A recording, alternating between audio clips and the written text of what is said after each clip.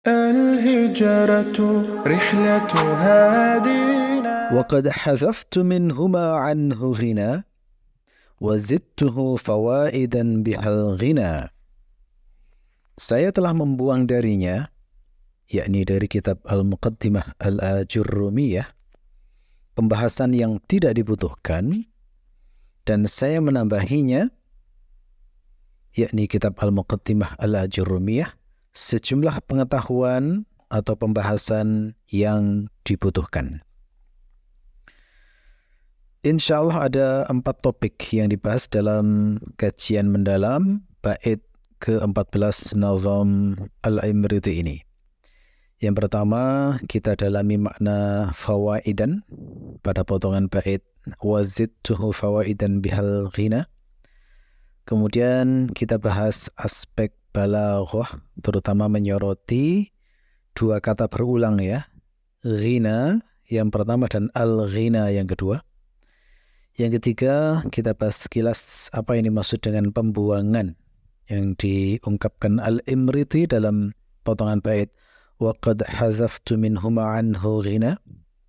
Dan yang terakhir, membahas tentang apa penambahan yang diberikan oleh Al-Imriti pada ungkapan beliau wazidtuhu fawaidan bihal ghina.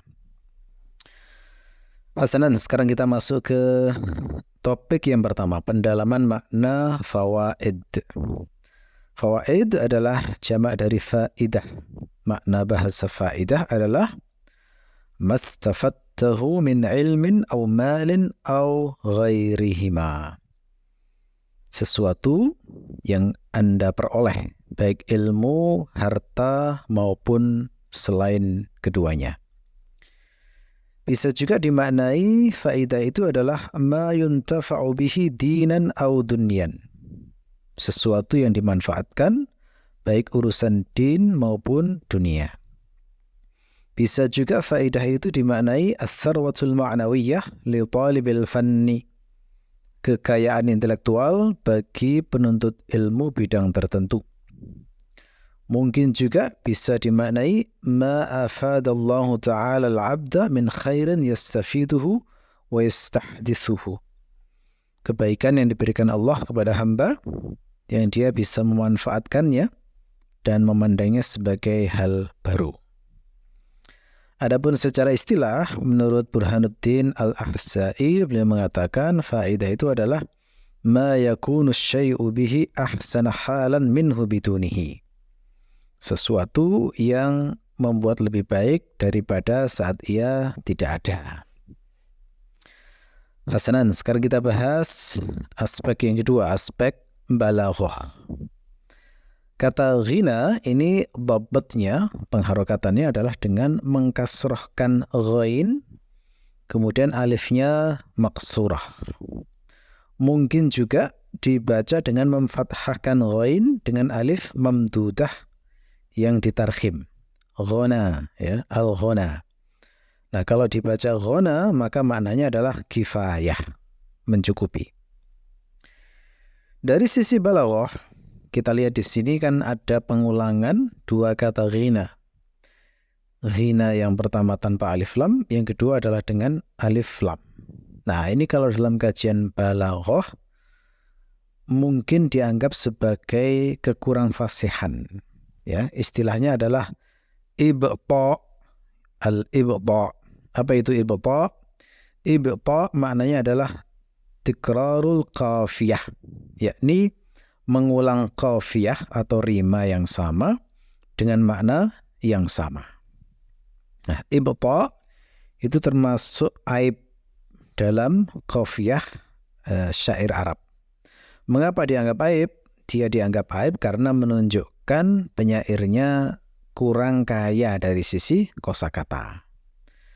Tetapi faktanya memang penyair besar sekalipun itu ya ada yang terjatuh pada ibta. Misalnya seperti An-Nabighah Az-Zubiyani. Nah, itu pernah mengulang kata as-sari 2 kali padahal masih dalam 5 bait. Jadi dia berkata إذ أضع البيت في سوداء مظلمة تقيد العير لا يسري بها الساري Lalu setelah melewati 3 bait dia berkata, la yakhfidur rizza an ardin alamma biha wa la yadillu ala misbahihi sari.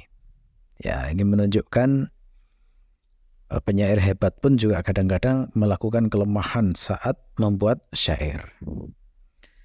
Nah, hanya saja kalau kesamaan itu jauh, maka keburukannya semakin kecil. Jadi kalau sudah lewat 7 bait atau 5 bait kalau dalam pendapat Ibnu Unaqa, maka hilanglah keburukannya. Artinya kalau ada 2 kata yang sama diulang setelah 7 bait, maka itu tidak dianggap sebagai aib qafiyah. Nah, Ibnu Unaqa ini memandang baitnya Al-Imriti ini bagian dari ibta'. Mengapa? Karena 2 kata yang sama diulang pada 1 bait. Nah, beliau menegaskan bahwa diri beliau sendiri kalau membuat manzumah itu nggak pernah sama sekali melakukan ibta' dalam 1 bait. Ya. Tetapi ada pula ulama yang membela Al-Imriti. Kata mereka, ini nggak bisa disebut sebagai ibta'. Mengapa? Karena ghina satunya nakirah tanpa alif lam, sementara satunya ma'rifah beralif lam. Sehingga ini bisa dikatakan beda, gitu ya. Ada pula yang menakwil bahwa ghina pertama itu maknanya adamul hajah, tidak ada kebutuhan. Sementara ghina yang kedua bermakna as-sarwatul ma'nawiyah, kekayaan intelektual. Jadi ini malah dipuji sebagai al-jinasut tam al-lafzi. Ya, dalam ilmu balaghah termasuk jinas tam lafzi. Ya, jadi melalui nazam Al-Imriti ini kita mengenal salah satu bahasan dalam ilmu arud dan qafiyah, yakni tentang istilah ibta' yang merupakan aib dari qafiyah. Nah, aib-aib dari bait itu sebenarnya banyak, bukan hanya ibta'. Ada juga istilahnya al-ikfa, ada juga al-ijazah, ada juga al-iqwa, ada juga al-israf, ada juga at-tadmin. Ini kalau mau mendalami di bahas tersendiri ya dalam ilmu arud dan qawafi.